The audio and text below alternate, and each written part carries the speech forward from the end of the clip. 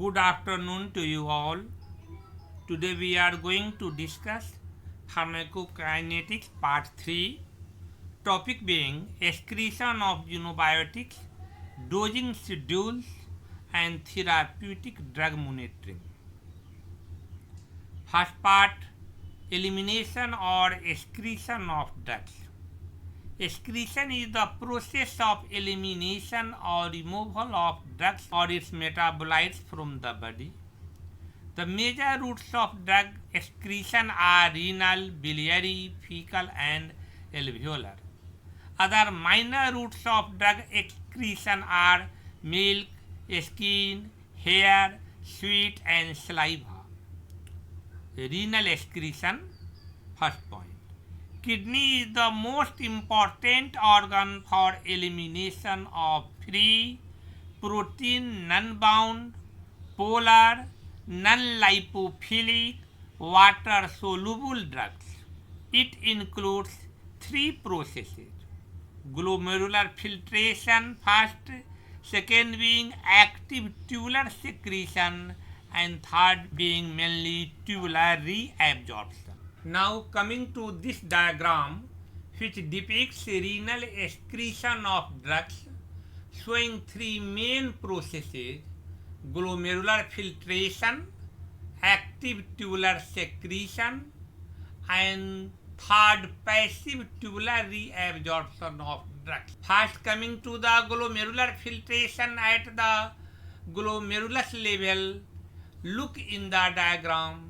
Plasma protein bound drug as well as free drug reaches through afferent arteriole, and at the glomerulus level only free drug is allowed to filter into the lumen of proximal tubule, while plasma protein bound drug passes through efferent arteriole.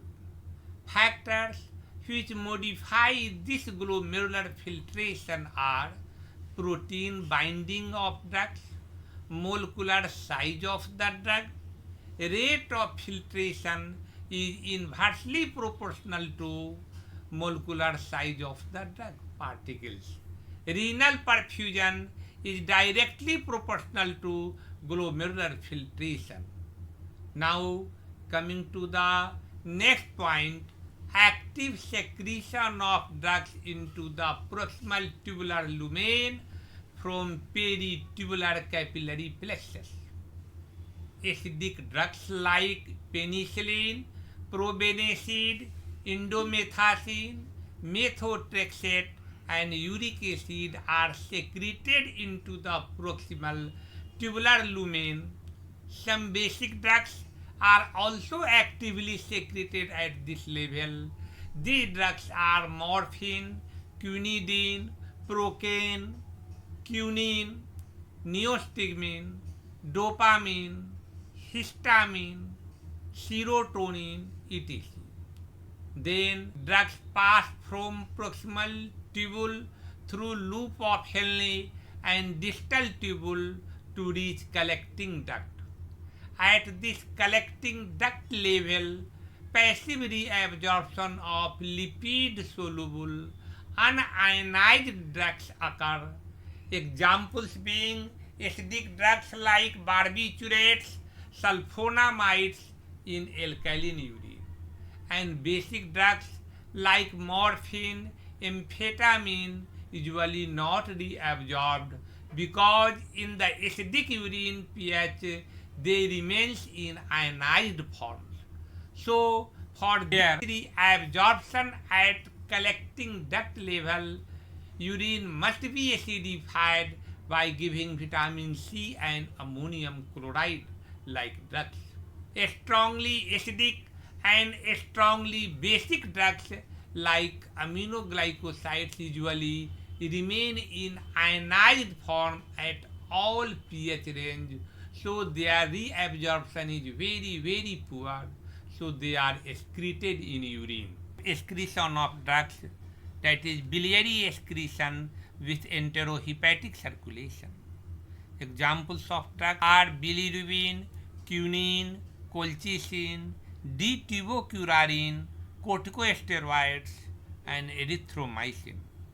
Drugs secreted through bile and reaches the intestine, from where it is reabsorbed back into the enterohepatic circulation and through portal circulation reaches the liver. So, in this way, enterohepatic cycle is repeated. Other drugs undergoing biliary excretion are digitoxin, vitamin D3, indomethacin, thyroxine, tetracycline, morphine, chloramphenicol, phenolphthalein. Look at this diagram showing enterohepatic cycling and fecal excretion of drugs. After oral intake, drug like digitoxin reaches the gut, from where after absorption through portal circulation they reaches the liver, where it has two fates. First being glucuronidation of the drug to form water soluble conjugate drug glucuronide complex, which through common bile duct again reaches the gut, and here they are deconjugated by the bacterial deconjugases, and again it has two fates at this site: fecal excretion of the drug and again reabsorption of this drug occurs, which through portal circulation again reaches the liver to repeat the cycle. Some of the glucuronide conjugate of drug reaches the kidney through systemic circulation, from where renal excretion of conjugate form of drugs also occurs. Second fate of drug in the liver is that it escapes conjugation reaction and it is metabolized to form some metabolite denoted by M in the diagram, which again through common bile duct reaches the gut and after reabsorption passes into the liver through portal circulation to repeat the enterohepatic cycle. Coming to the next point of excretion of drugs, fecal excretion. Drugs having fecal excretions, examples being magnesium sulfate, streptomycin, neomycin, bacitracin, cholestyramine, erythromycin, and corticosteroids.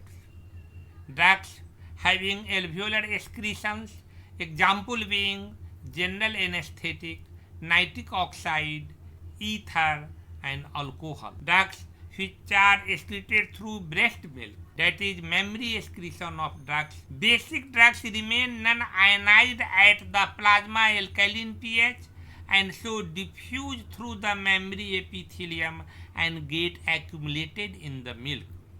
Once diffused into the milk, they cannot be reabsorbed back to the plasma because of acidic pH of milk. They remain in ionized form.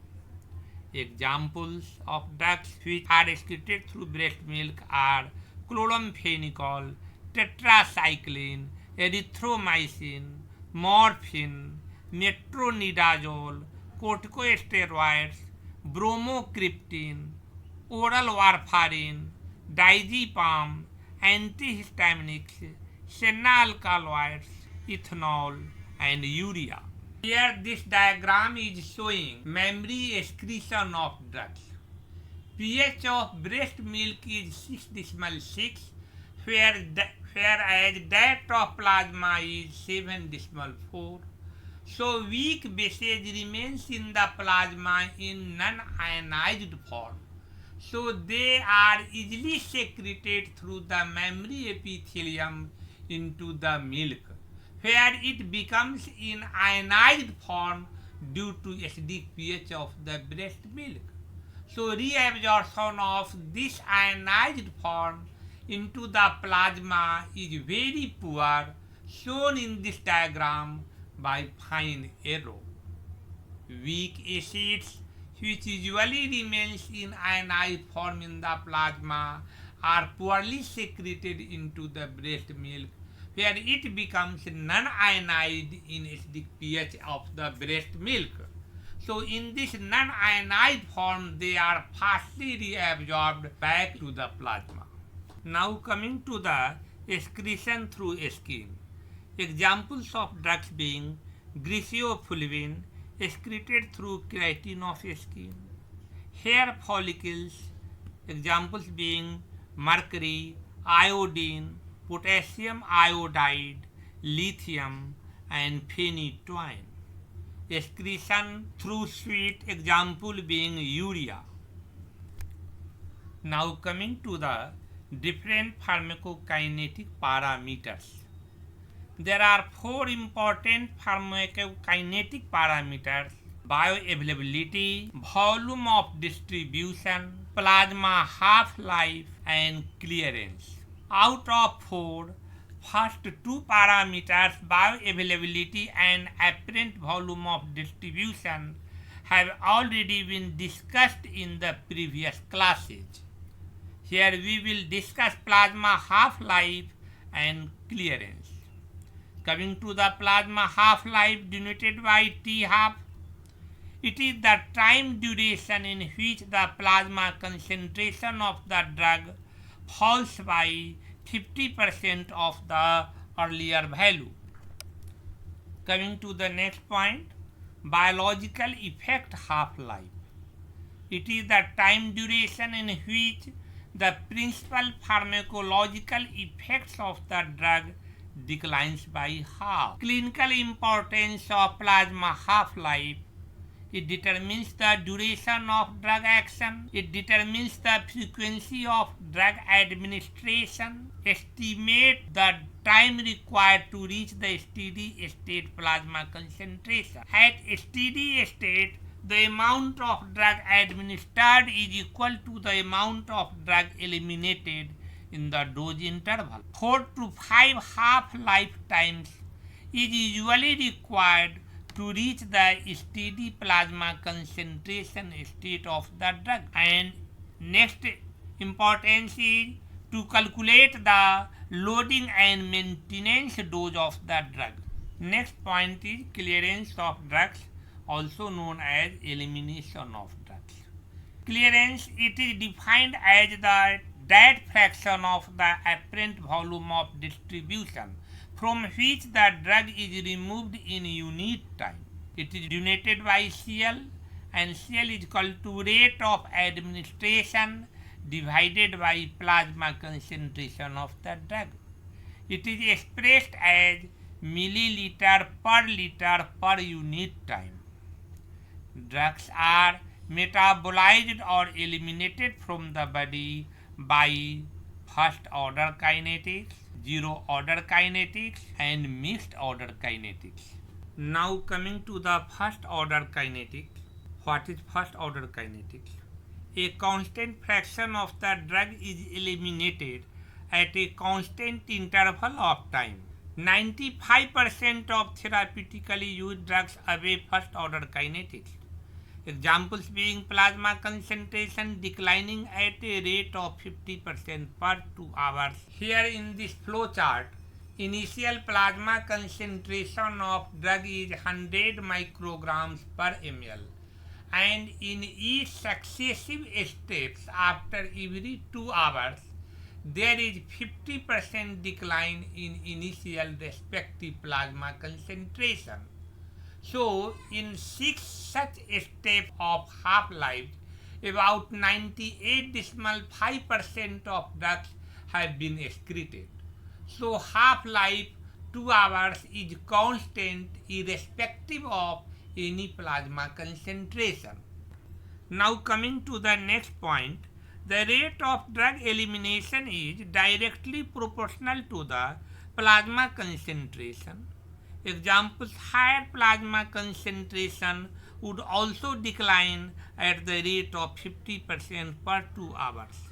Here in this flow chart, initial plasma concentration of drug is 200 micrograms per ml, and in each successive steps after every 2 hours there is 50% decline in initial respective plasma concentrations.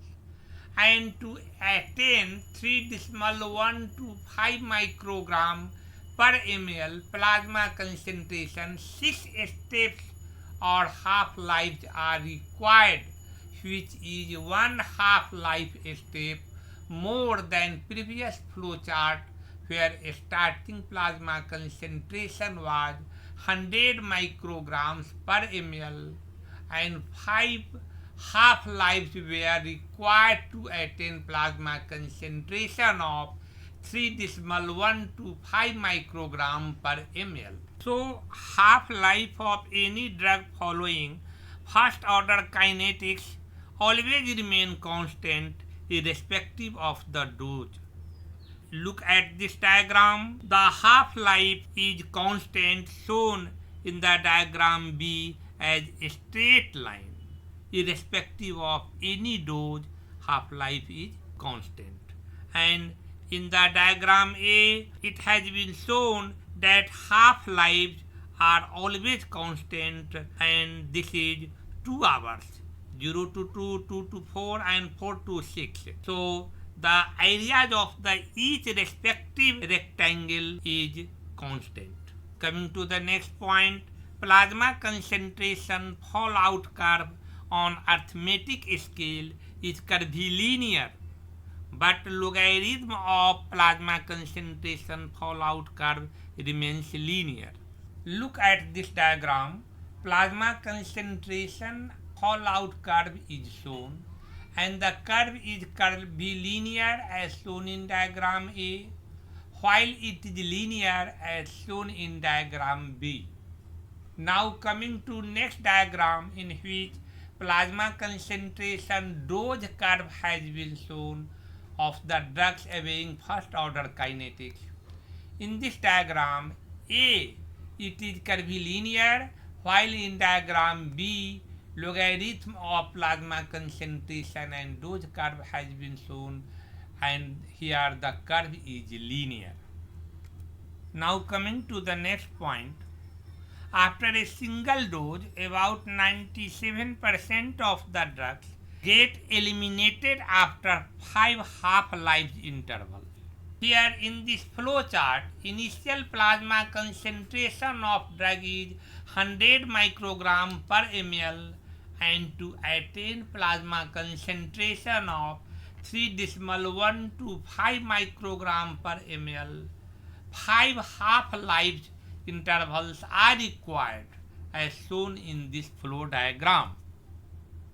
Now coming to the next diagram, in which steady state plasma concentration obtained after 5 half-lives has been shown, and plasma concentration arising from steady state level range, toxic effects of the drugs occurs.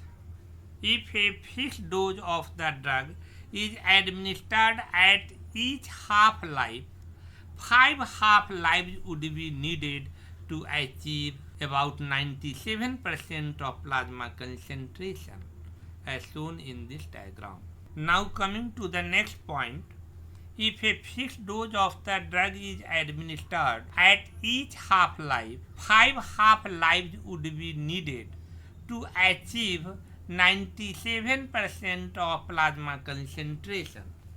Coming to the next point, if dose of the drug obeying first order kinetics of elimination is doubled, its duration of action is prolonged by 1 more half-life. Here in this flow chart, initial plasma concentration of drug is 100 microgram per ml, and to attain plasma concentration of 12.5 microgram per ml, 3 half-life intervals are required as shown in this flow diagram.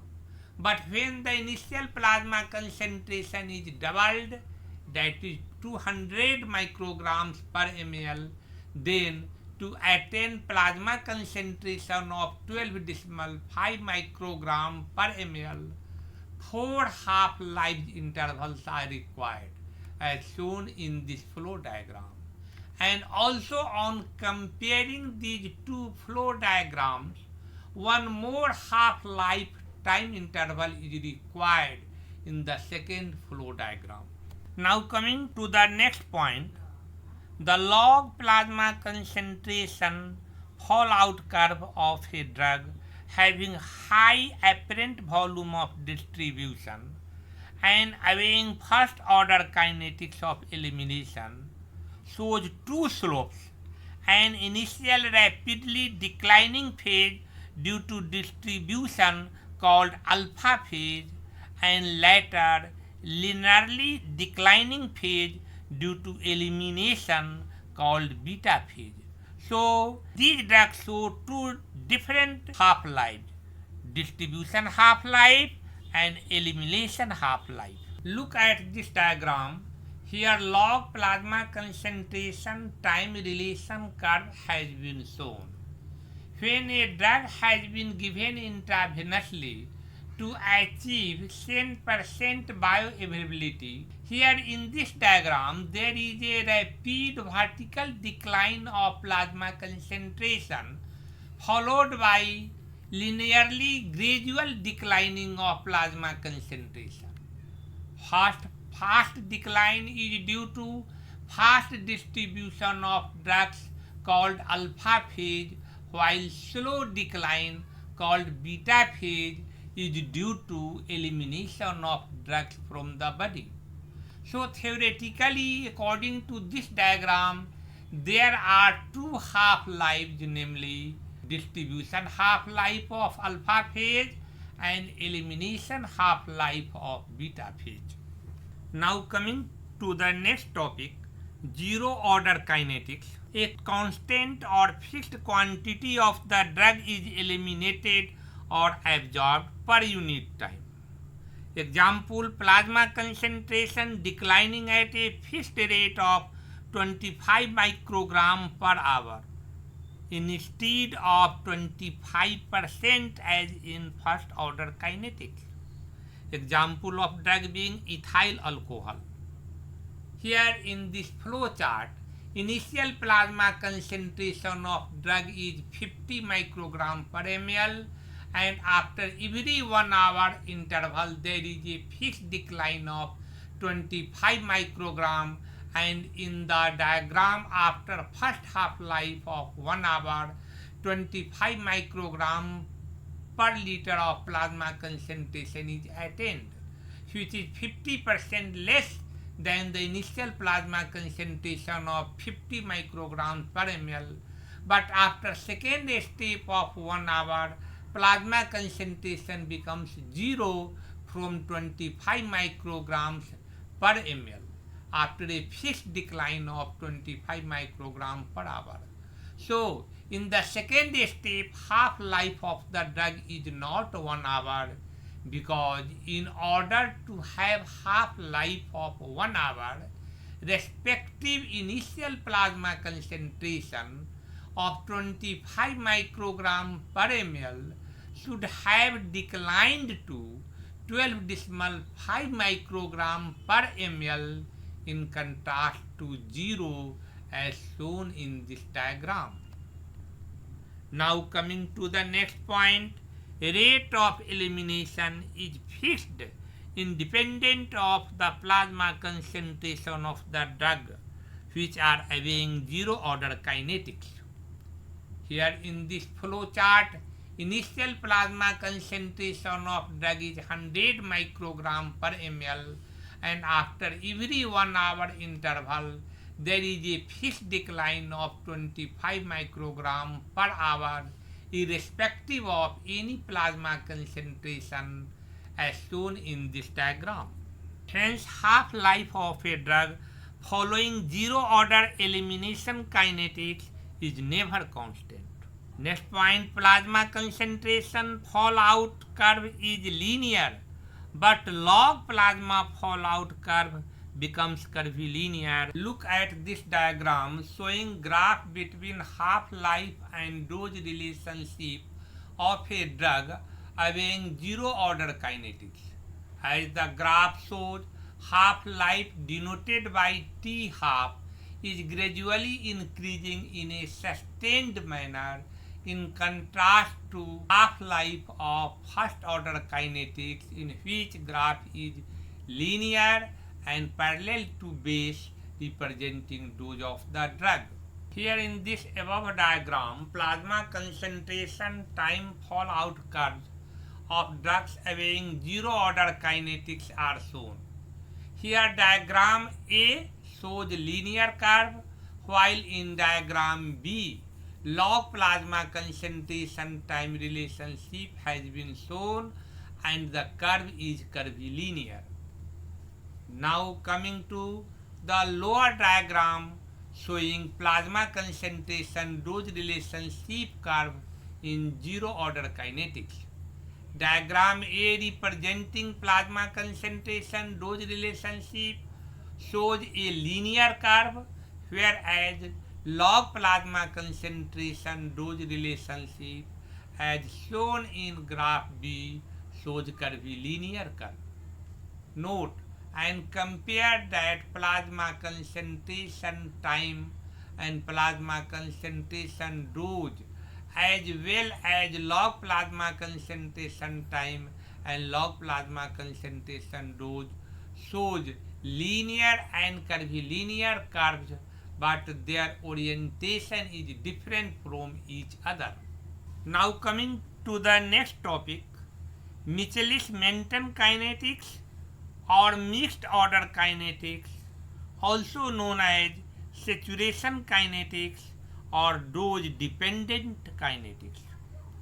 Some drugs like phenytoin, digoxin, warfarin, decumarol, tolbutamide and aspirin follow first order kinetics at a smaller dosage, but at higher dosage they follow zero order kinetics due to saturation of metabolic enzymes or the elimination processes.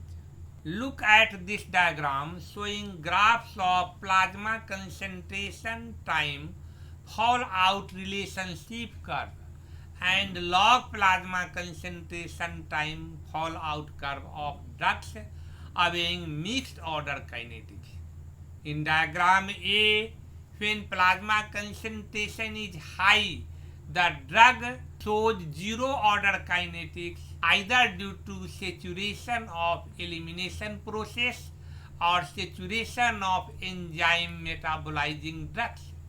But when plasma concentration declines, the same drug obeys first order kinetics. In the zero order kinetics, the curve is linear, whereas in first order kinetics it is curvilinear. In the diagram B, at higher plasma concentration, drug again obeys zero order kinetics and forms curvilinear curve, while at lower plasma concentration, elimination is of first order kinetics and the curve is linear. Again in this diagram, plasma concentration dose relationship curve has been shown in figure A and log plasma concentration dose relationship curve as shown in diagram B.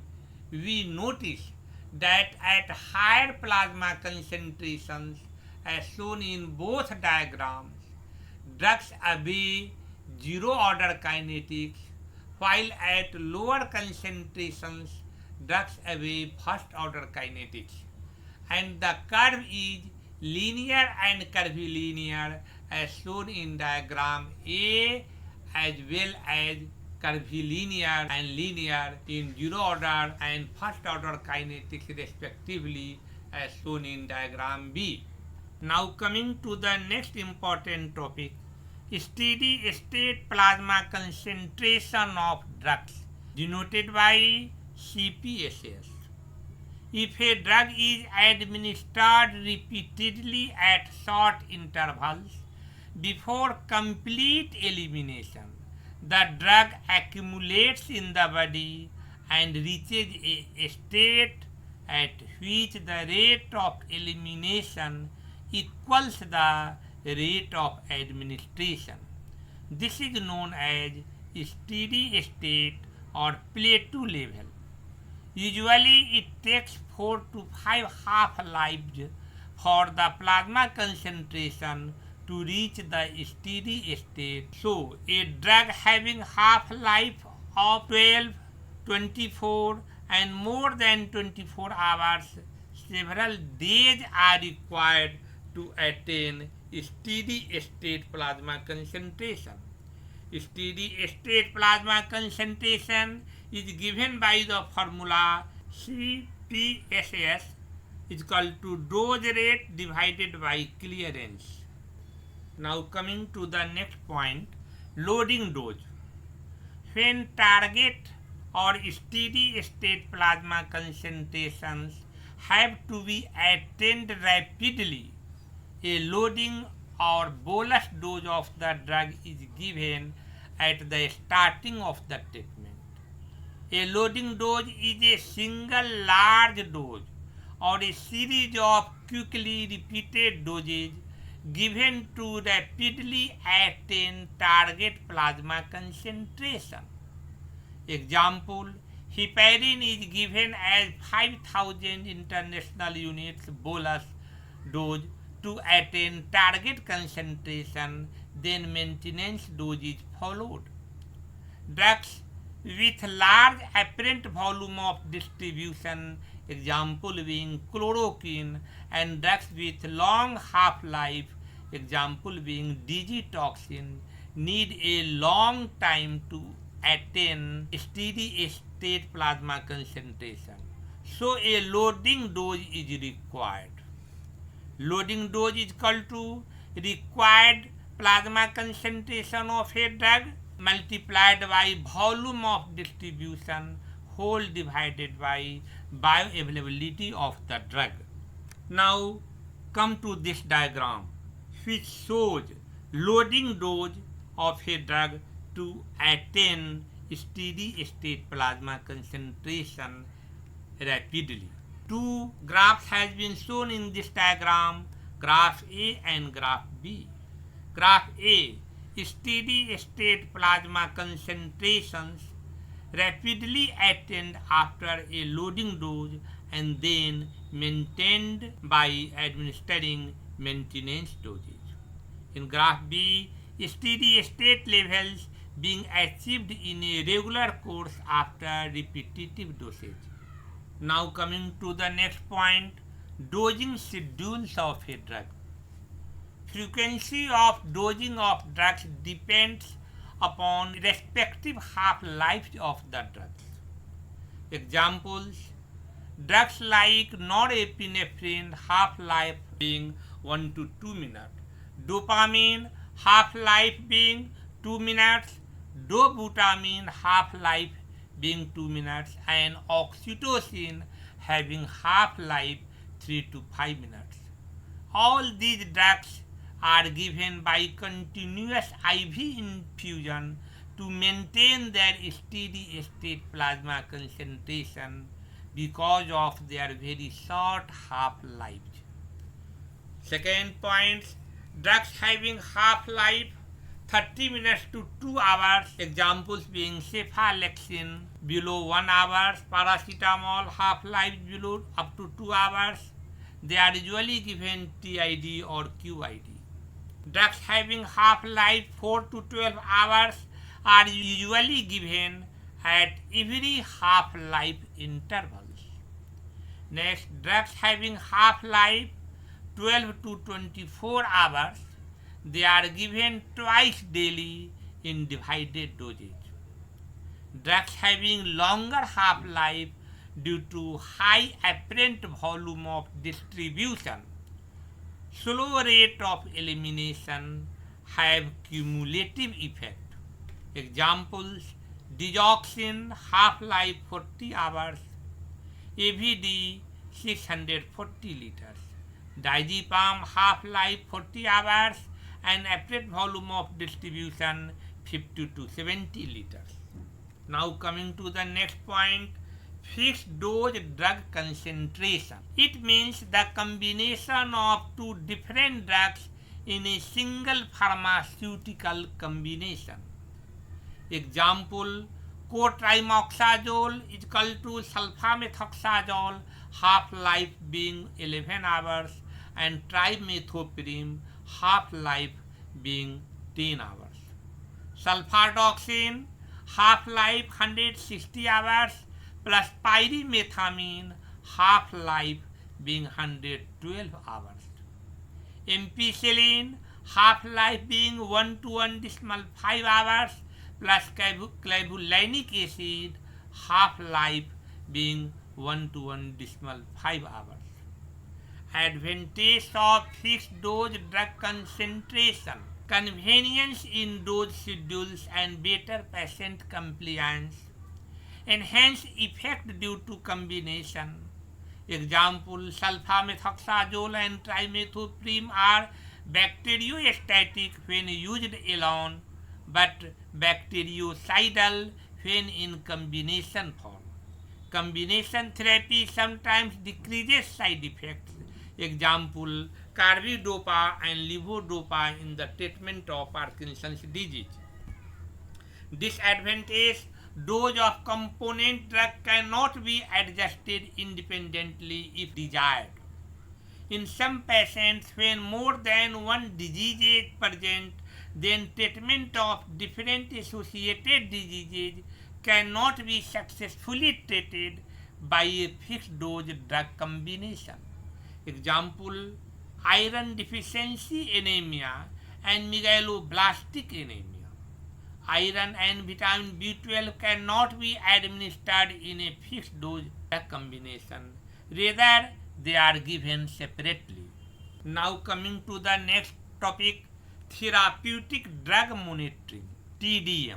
Monitoring drug therapy by measuring plasma concentrations of a drug is known as therapeutic drug monitoring.